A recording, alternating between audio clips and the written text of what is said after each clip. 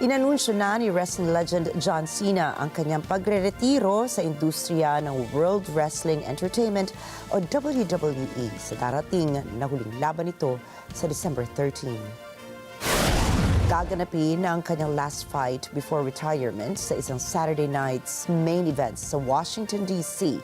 laban sa mananalo sa The Time Is Now tournament. Sinabi ni John Cena sa isang podcast na nararamdaman nito na kailangan na niyang huminto dahil, and I quote, "I never want to let that go.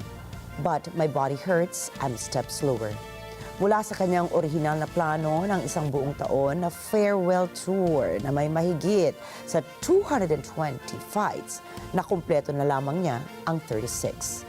Ayon pa kay Cena, sapat na ang 36 fights upang magbigay pugay sa kanyang fans at tapusin ang karera sa wrestling ng may dignidad.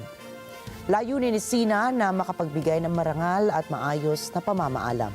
Bigyang pagkakataon ang bagong henerasyon ng mga talents.